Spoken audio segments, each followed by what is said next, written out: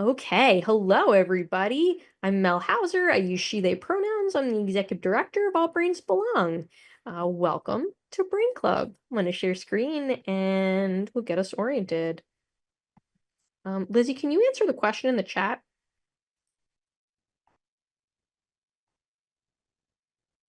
Okay. All right. So today we are going to be learning from an in under pre-publication research study from Dr. Laura Lewis and her team at the University of Vermont about the healthcare experiences of autistic people with multiple chronic health conditions. Before we begin, just to let you know that closed captions are enabled. You just have to toggle them on if you'd like to use it.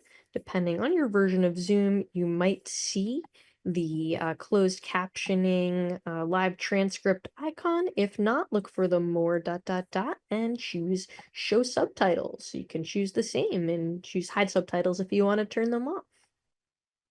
If you're new to Brain Club, this is our weekly community education program for purposes of demonstrating All Brains Belong's approach to neuro-inclusive culture, for purposes of shifting broader community awareness of some of the issues of importance and concern to our community, as well as to promote new ways of thinking and being. The idea that then you go forth into the rest of your lives and hopefully carry forth what you've seen and learned here.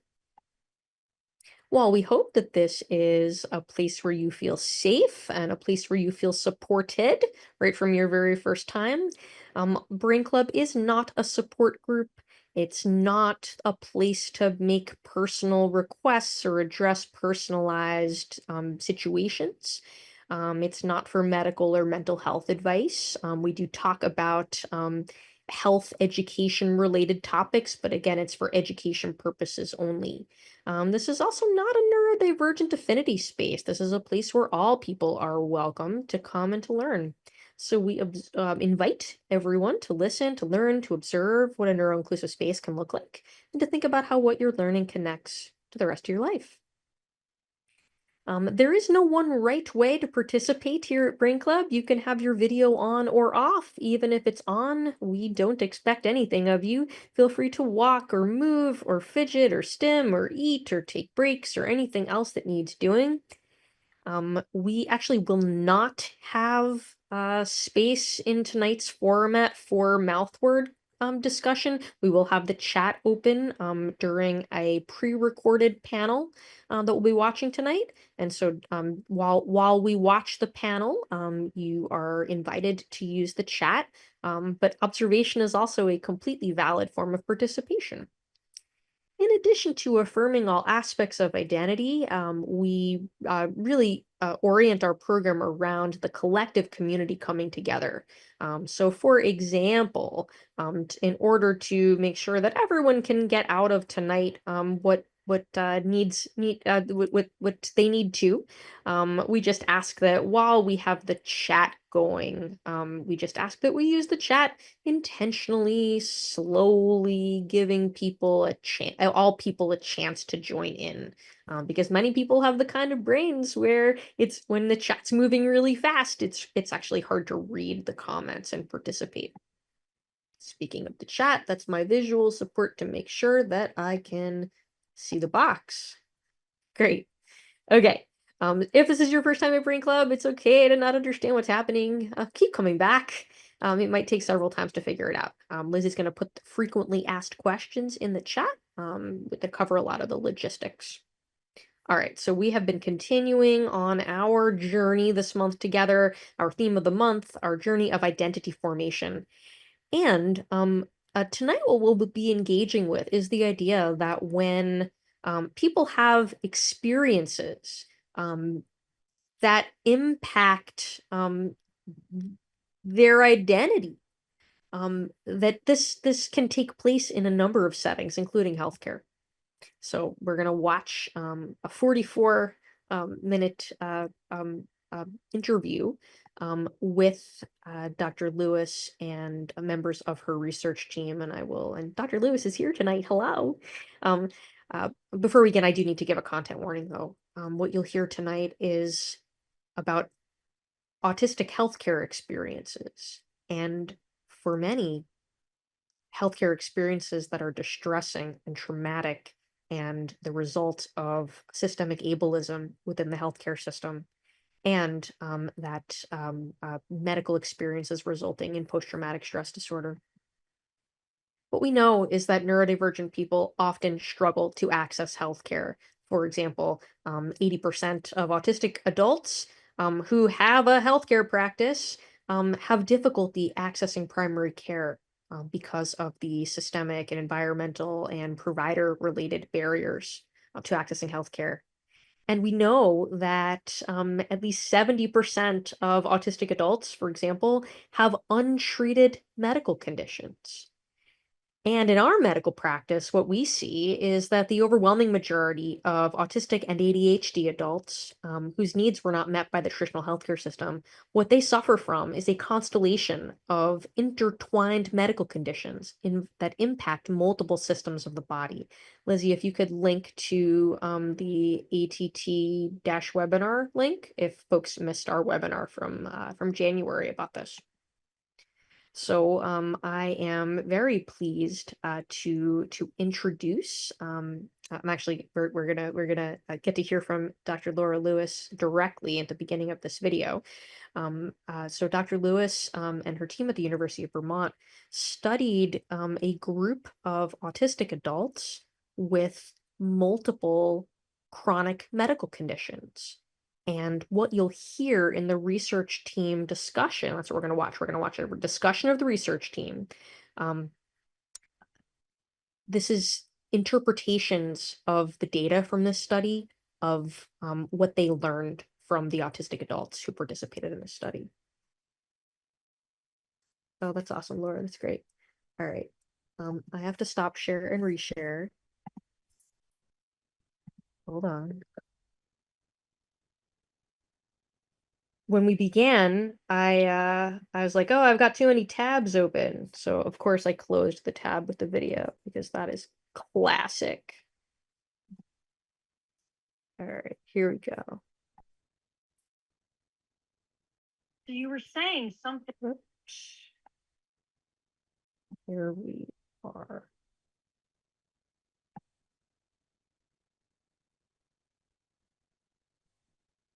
Okay. Resharing.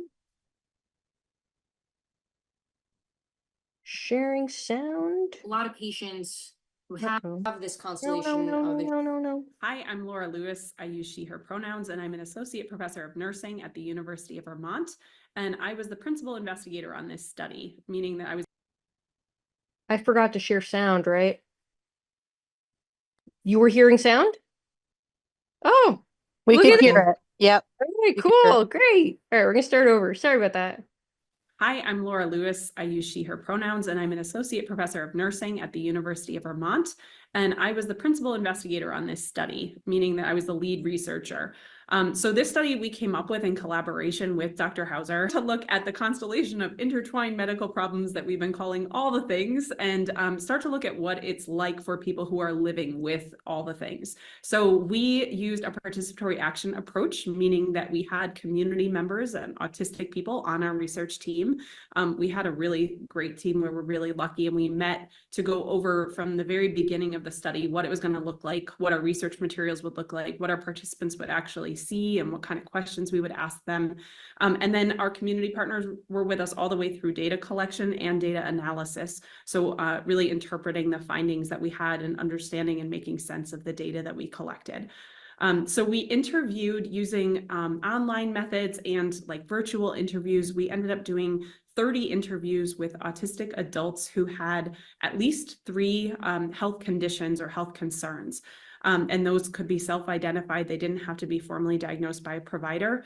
And then we took those stories and we really tried to make sense of what those experiences were like for people and take away some findings that might support clinicians trying to care for autistic adults that are experiencing multiple health concerns, and hopefully also support autistic adults themselves in making sense of their health experiences. How many people experience something physiologic in response to something that happens, and they go in and they tell their doctor? And I think what the participants in this study said is that the doctor did or said something that led the person to conclude, this person does not believe me. Like that, if I were going to sum up like the whole thing and pick one thing, like, so just for professionals to be aware that this is like a widespread national trend, that autistic people are coming in and describing what's going on in their bodies, and they're having the experience of something that the professional is doing and saying that results in them feeling not believed. What do y'all think about that? So I'm going to go ahead and go if that's okay. And it ties in really well with the example that we were just talking about, my nausea, because what typically happens is over the summer, I wind up having a really bad time with nausea. When I've gone in and talked with my doctor about it, the medical assistant would like brush it off saying, you know, you were doing a lot of gardening last week. And I'm sitting here going, no, this is a long-term issue. This has been happening periodically for years. Trying to have a conversation with a provider who is hearing my communications at an acute level rather than understanding that there is a very long-term pattern associated with this. And even when the long-term pattern was identified, nothing was done about it. Classic example. I'm so sorry that that happened. I feel like one of the things that really stood out to me in a lot of these stories about like being believed or not believed was like, felt like as a nurse, there have been times that I've like, even in some of these transcripts, I read things that didn't match what I learned in nursing school about the way that something works or the way that the body functions. And it triggered something in me that thank goodness for this team, I feel like we had a chance to unpack, where I felt myself have a sense of like, well, that's not how that works.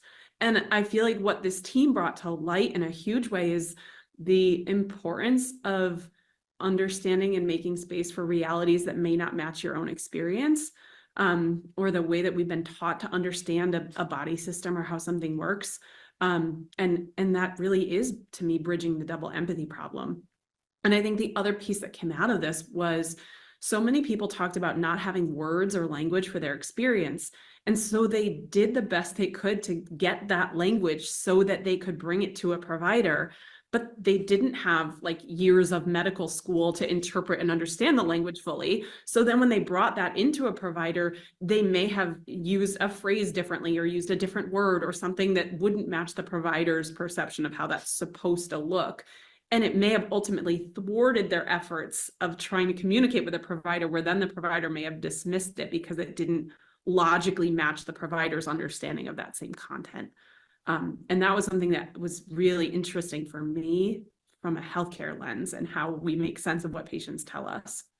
I'm just struck with what Zeph says also in, and I don't know how to bridge this with providers or not, because but that challenge between the providers focus on the acute thing and also their assumption that, you know, there's also this assumption that I don't know much about my body, and so they're explaining to me this thing on a really simplistic terms that I've like already thought about 100 times and ruled out. And so it's already an immediate disconnect between me and the provider, that they're they're they're they're telling me something that, you know, if it was the first time I was seeing somebody about this issue, it might be interesting information for me to test out. But by now I've heard it 20 times and rejected it 20 times and been in pain about it 20 times, about it not working for me. And so this is that what I'm bringing to you is like a long-term issue of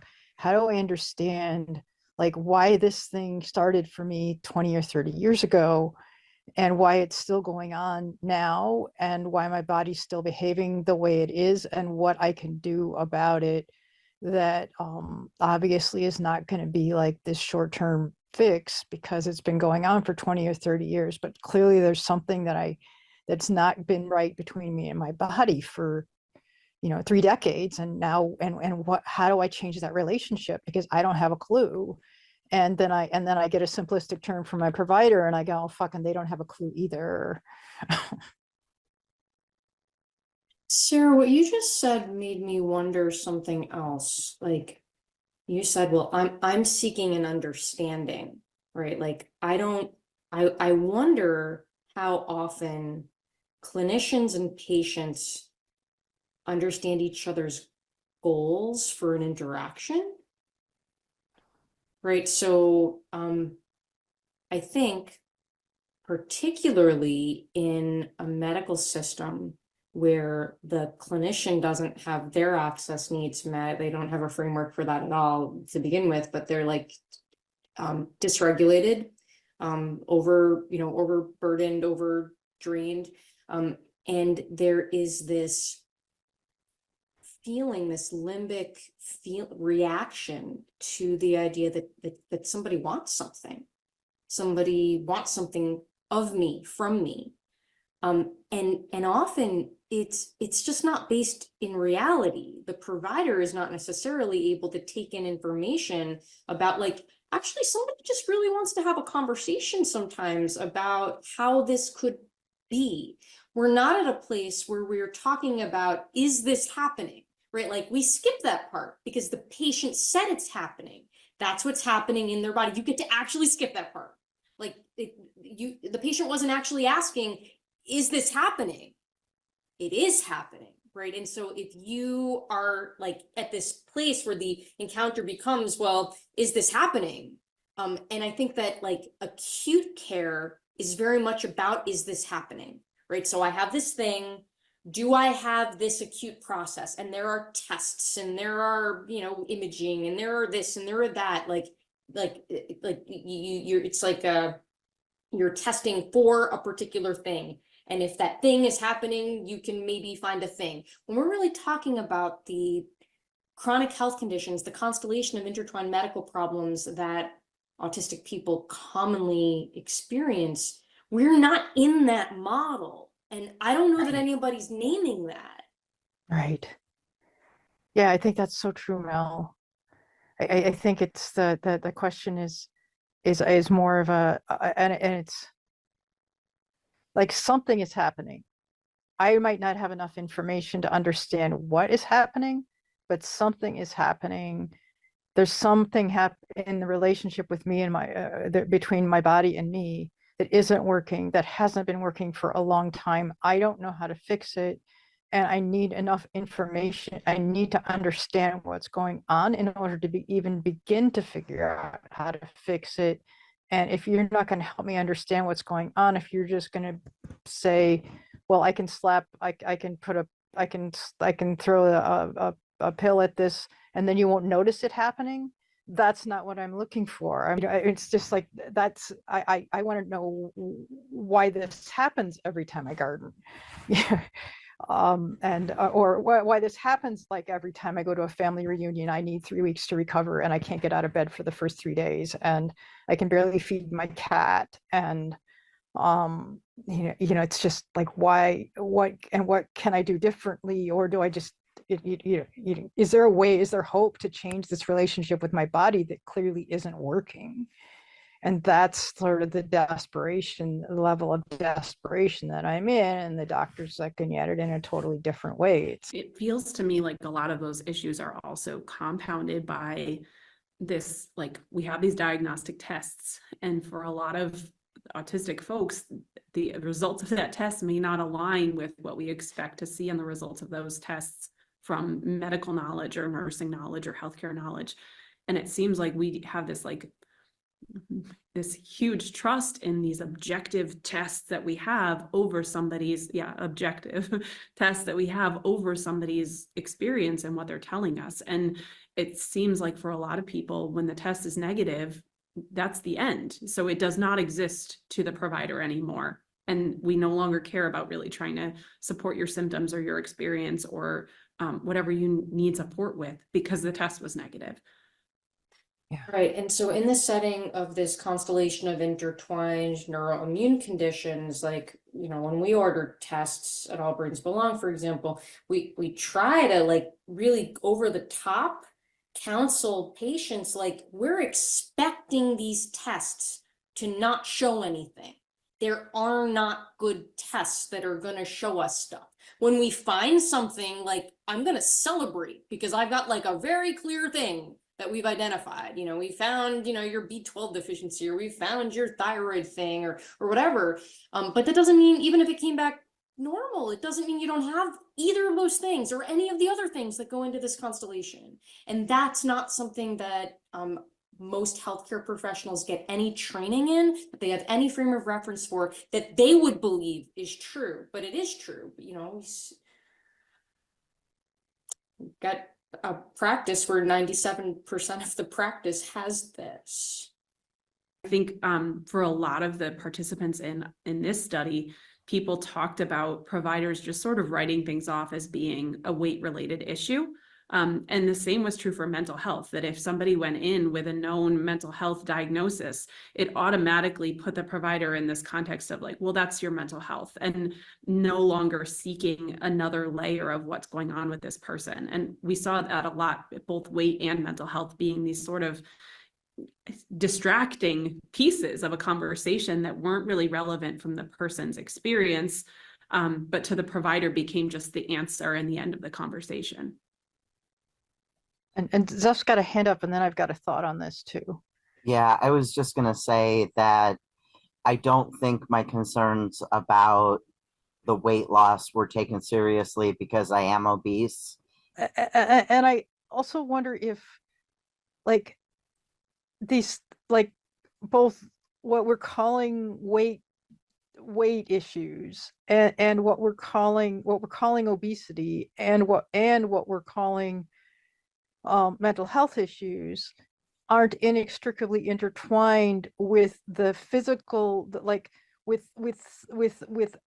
some other kind of with a condition that is physiological, that is not showing up on tests, that and so that these things are they're a sign that they're assigned to look deeper, and that our medical knowledge needs to go deeper, that we're missing something, and there's something that we're not understanding about the way that both appetite and physiology of retaining of caloric energy processing literally is somehow not or isn't working in a human body, and how that affects both mood and other aspects of cognitive functioning, that then we just write off as, well, it's mental health, when in fact the moment we see mental health, we ought to be saying,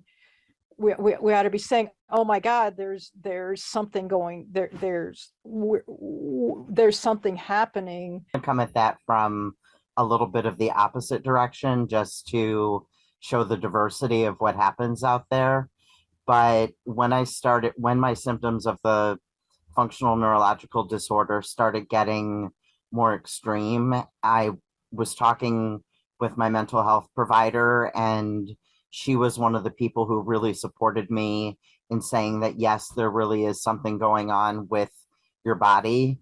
I saw my first neurologist regarding some of these issues in 2016, and I was told I was diagnosed with CPTSD and no treatment except for sending me to the local mental health center, which was not prepared to deal with me. Moved out to Vermont, wound up seeing two neurologists. The first one diagnosed it as functional neurological disorder and told me to get counseling. So it's like this concept that mental health and physical health are in some ways separate is just so bogus. And this combination of all the things that would impact the nervous system, medications, supplements, adapting your environment and routines, nutrition, like, I mean, it's like everything. But that's, I think if we could just, if it would be all right to like even circle back to the, like, you know, so we've got these big picture problems in the discipline of medicine or the domain of healthcare. But if we can circle back to the things that doctors say and do that is unhelpful, can we name some of those things that have come up in the research? Laura, is anything coming to mind of some of the things that people talked about? Because I think people have no idea. I think they would be surprised to be told that when they say, oh, you're suffering, and I make a comment right away about your weight, like that they'd be surprised to hear that that's not helpful and that that's harmful and that that's invalidating, that is resulting in the patient feeling bad. I think they would be surprised to hear that. Yeah. And I think one that came up for a lot of people was that they felt that they had a need for information that was underestimated by the provider. And so if they said to the provider, you know, I'm really concerned about this piece of my health. Somebody talked, for example, about like their height was changing. And I don't remember if it was getting taller or shorter, but they were like, why is this happening? What's going on with my body? And the provider was like, well, I wouldn't worry about that. And that was the end of it. And so it immediately gave the impression that the provider didn't care about them, or something that was important to them was immediately dismissed in their care. And I feel like those were the kind of things that we were seeing where people really had this interest in wanting to know more about their bodies and wanting to learn what was going on with themselves and why they were having an experience. And when providers, I think from the nursing end, I suspect that many providers thought that that would be helpful and reducing anxiety and just telling you not to worry about that. And really what it was doing was explaining, or not explaining, but showing people I don't really care about that, without giving any explanation for why they're not concerned or what they suspect is going on that makes them immediately not concerned. And that was something we saw for a lot of people. And the interpretation was, my provider lacks curiosity. They're not trying to figure out the problem. They don't actually care about me. They don't believe me. When I suspect on the provider end, it was actually meant to be a reassurance, but it certainly wasn't. I mean, that happens with so many things. And I think that I was talking with someone yesterday about, you know, why do providers tell parents who are wondering if their children are autistic, why do providers tell parents like, oh, you know, don't worry, like that's implying there's something to worry about. Like, how about we just try to understand how my sweet little love's brain works, right? So often the things that are most that hurt the most are like, I'll go in and I'll talk about something and they'll like, so are you following up with your therapist? Are you taking your medications? Are you doing and so it's like they're far more concerned. What I'm hearing them saying is they're far more concerned about anything that's going on with me mental health wise than physical, and also that they're not going to try very hard to do anything they're not going to be looking very closely or trying very hard because they've already drawn the conclusion that whatever's happening with me mental health wise is far more important than anything they can possibly see physically. And so our concerns aren't aligned. and I also think that there's something about that piece that's very much reminiscent of what I get as an autistic person in the culture at large. My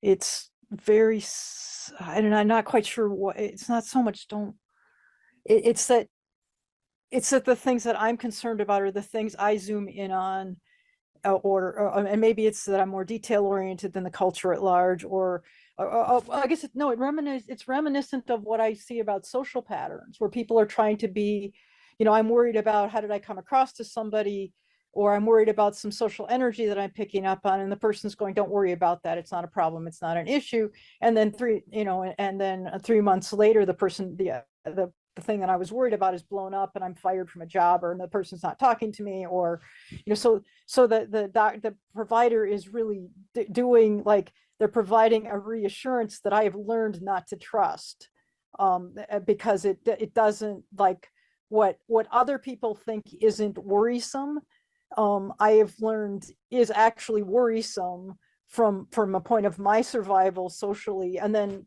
when it blows up, I also get blamed because, obviously there must be something that was wrong because nobody else saw it coming, and so anyway, so I'll stop there.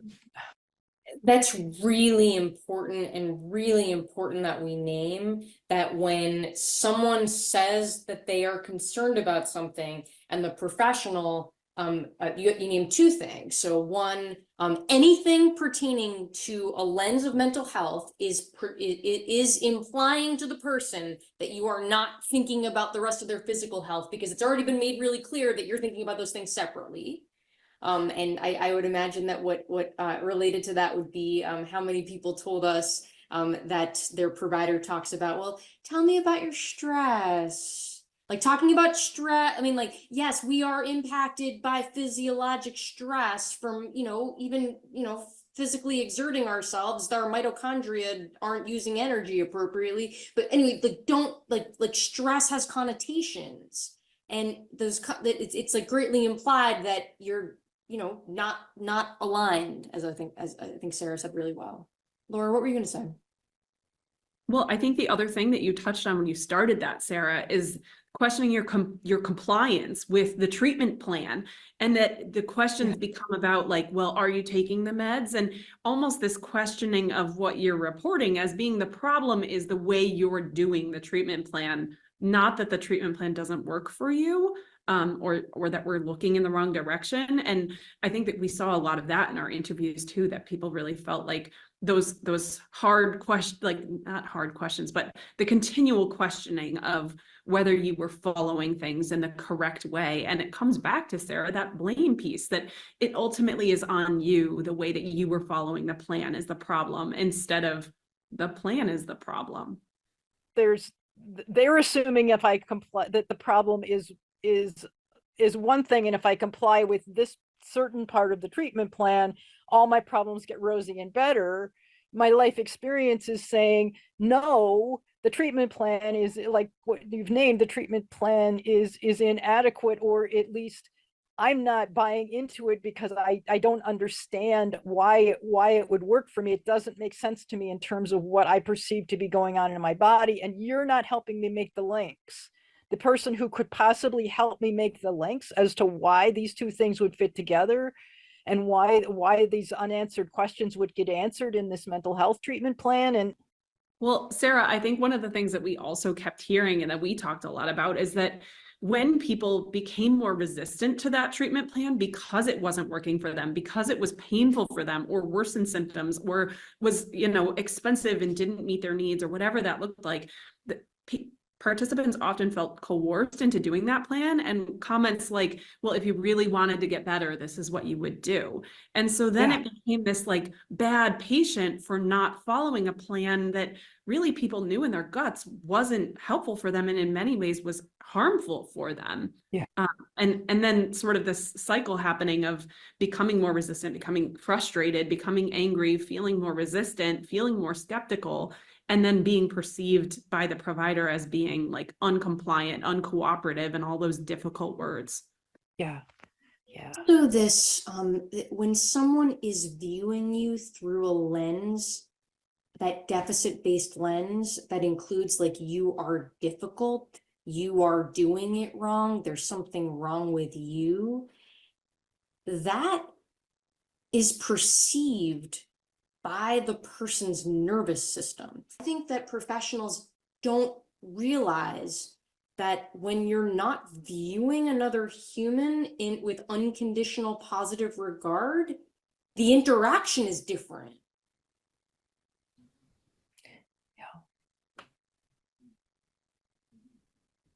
Plus, you layer on that we are talking about a population that has experienced significant trauma physiology, right? So as a neurodivergent person growing up in a world that is not designed with you in mind, where you let alone that maybe you didn't, have any framework for understanding what was happening. You have these chronic health conditions and the lived experience of being dismissed and invalidated and told you're too much, you're worrying about the wrong things, the thing you think's important doesn't matter. Like that's the lived experience of a lot of people. So you come in and the provider doesn't even need to say anything. If they think that energetically, the patient feels it.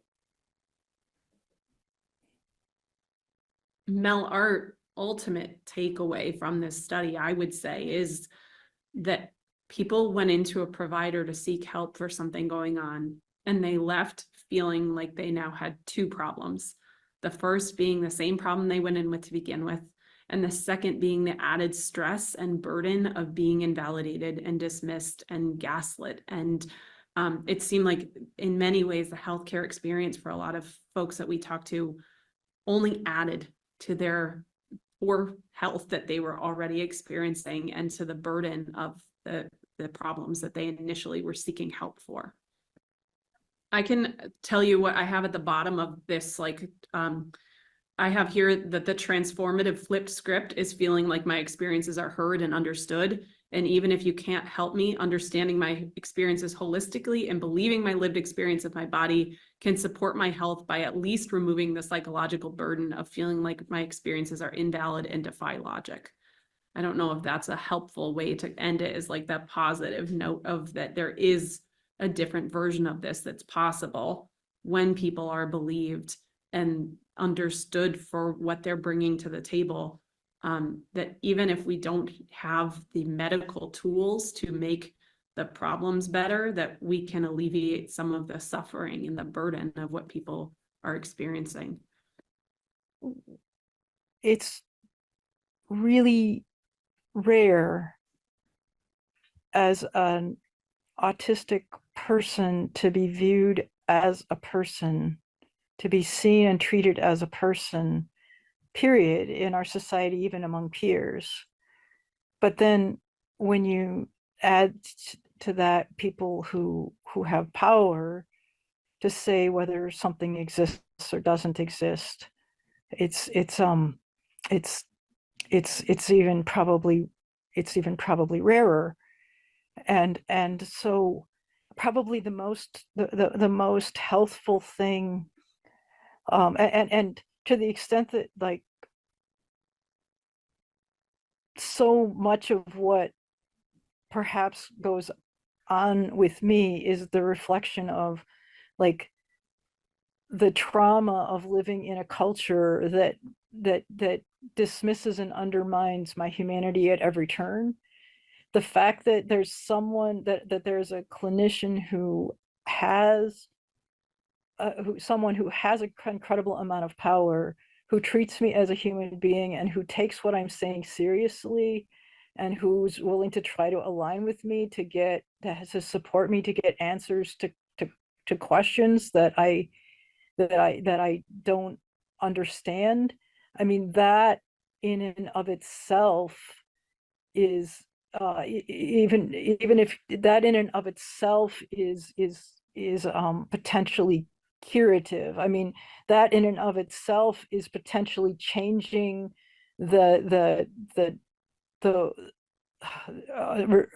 how helping to reverse and this is probably going to sound woo woo, but sort of the energy dynamics that have gone on in my body between me and the culture. I mean, if you just think of the stress of living in a culture and what your body has to do to adjust to living in a culture where that wants to throw you out at every turn, and that wants to throw out your personhood, that stamp over it, and to have somebody who's powerful, who's succeeding in the culture, who has a voice in the culture, actually say that they're your ally and they're going to help you to get to the bottom of what's going on, that and in your body, and not throw you out in the way that that you expect to be thrown out. That in and of itself is the beginning of healing. It's the human relationship is where the healing starts. And doctors think that the healing starts at the medical relationship, but with autistic people who have been and other people who are generally seen as powerless in the culture, the place where the healing relationship starts is not with what you consider good medicine. It's with what people would consider like respectful personhood. It's like seeing another person as a person. And that's where the healing starts. And until that starts, there is no health. It's like until I start to be seen and feel about myself as a person vis-a-vis other people in the culture that I'm living in, and as a medical doctor, you're a symbol of that. Until I start to see myself as that, there is no healing. That is, the healing is not my body. Isn't resourced to heal. There's just too much stress and too many factors against me.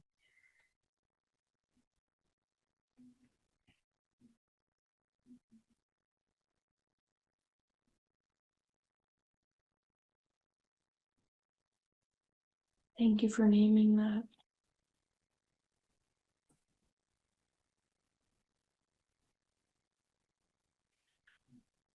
I also think that part of healing, right, is taking a look at that power dynamic. So I think, Sarah, I mean, everything you just said was so powerful, and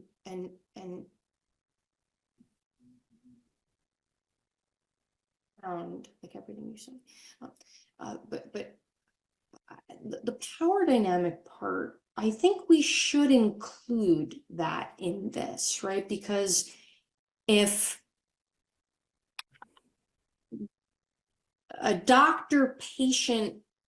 clinician-patient interaction with inherent power imbalance, I think that is something that really bears further reflection, right? So I think that if the clinician has the mindset that I am the expert in the thing you have, how does that not impact the interaction? If instead a clinician would recognize that the patient is the expert in what's going on in their body, so whatever they're experiencing and whatever is communicated, that's what it is. Like, that's what it is. If that is acknowledged, then it's about like, yeah, I have some skills, I have some tools. Let me share them with you and see if any of them are a fit for you. But like this business of I am expert, I am here to fix and change and cure, I think that's not helpful. I think we also saw a lot of gatekeeping happening with that power dynamic, where if exactly what you're saying doesn't fit exactly what this textbook says this condition looks like, then I'm going to withhold that diagnosis from you. And what a lot of people talked about was the power of a diagnosis, both in like social validation of their experience, when they can go and tell other people if they choose to that I have X, and that sort of takes away the need to explain and give a list of symptoms and a reason why they don't have a diagnosis and all these other pieces. And it also, in many cases, gave some direction to a plan. Like just having a name for what I'm living felt so powerful to a lot of people. And Mel, you had said, I wrote this down in a previous meeting, that doctors are trained in shared decision making, but not in shared diagnosis making. And I think that was something that stood out to me because for so many people, they wanted to be a part of naming what was going on with them and giving that information that they had as the expert of what it was. And they were left out of that and ignored in that process.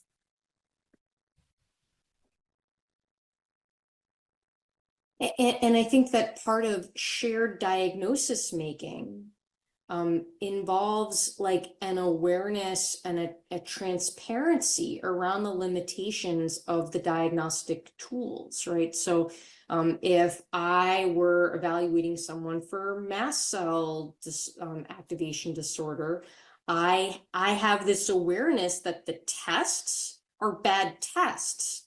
That, you know, you have to be in a big flare, you have to have the lab test drawn in the middle of a big flare.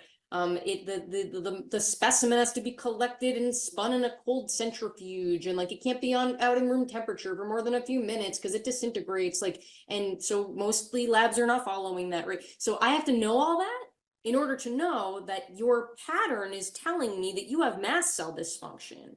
I can tell you that like probably those tests are going to come back normal, but that doesn't mean you don't have this. And so while I might not, you know, if I like want to be consistent and follow the documentation of like what the medical gatekeeping thing is, like fine, I'm going to say you have mast cell dysfunction and not mast cell activation disorder. But I'm going to like be transparent about that. Like, it's not because you don't have this. Or it's the idea that, you know, if you meet criteria for hypermobile Ehlers-Danlos syndrome, there's not actually a difference in how we approach that as opposed to if you don't meet criteria and you have hypermobility spectrum disorder. Like, we're still going to approach this the same. But people don't know, and like professionals don't know enough about these conditions, and they're common everyday conditions. And in fact, like the things that clinicians do know are common, like diabetes, like in our practice of mostly autistic and ADHD adults, every single human with diabetes and prediabetes has the constellation of neuroimmune conditions. Every single one.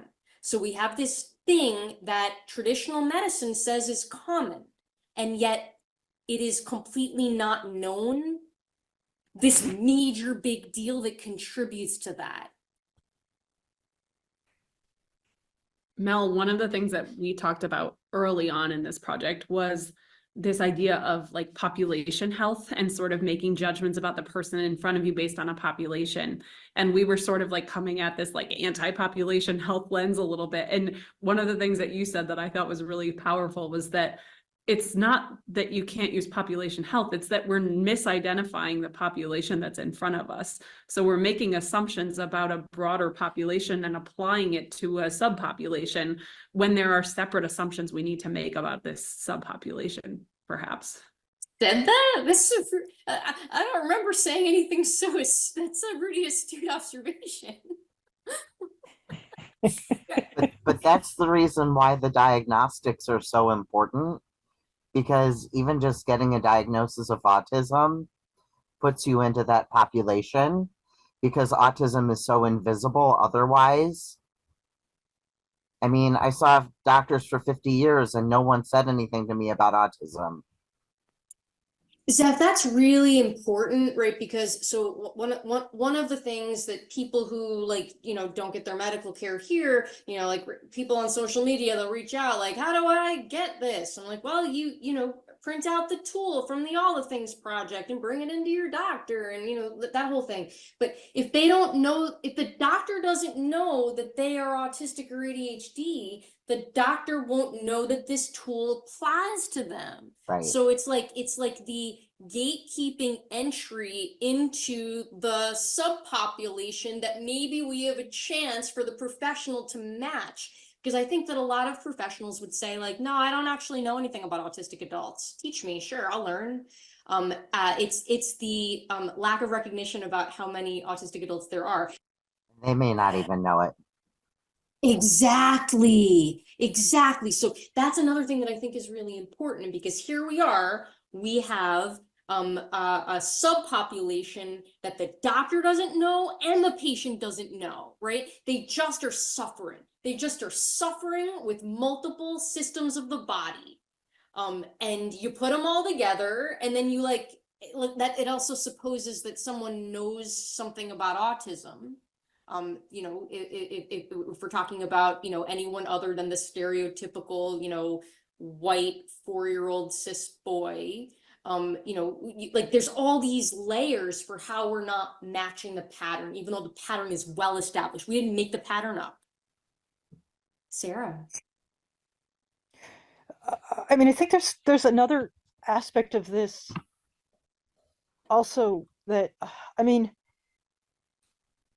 if I'm asking, if I'm going in as an autistic person and I'm asking a doctor to stand with me in my understanding of myself, and in some ways what I'm asking the doctor to do is to, like, there's the comfortable herd, the comfortable herd of the medical community that the doctor can stand with, and and and then it's like, if the doctor stands with like this weird patient who has this weird self-understanding and actually takes it seriously, then the doctor is at risk of like, you know, the rest of the medical communities, you know, looking at the doctor like the rest of the world looks at me.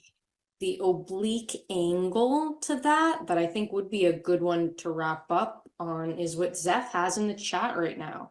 The best way to support my mental health and my physical health is to believe me. Right? So like the oblique angle is that any doctor would tell you they want to help their patient. Any doctor would tell you that. Of course, that's like why they did all this training and all the things, right? Like, so now we're saying what we found in this study is that like widespread finding of autistic patients are feeling that they are not believed, and in fact the best way to support help is to believe the patient. It's not controversial. It's not controversial at all. It's not taking a stand, getting quackified. Like, I don't like even, you know, the most neuronormative, you know, constructs of the healthcare system. Like, nobody's gonna like argue with that we should like try to help the patients and make the patients feel good. You know, like patients are feeling bad. It's the opposite. It's the opposite of what you think you're doing. The oblique angle to that I think would be a good one.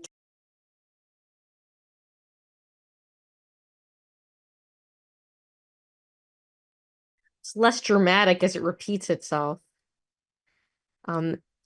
Thank you so much to Laura Lewis, Sarah Knutson, and Zeph for that conversation. I think that was really powerful. And thank you to everyone. Thanks for hanging out extra long with us tonight to be part of this this thinking, this reflection on, you know, like the reimagining that the healthcare system is in dire need of.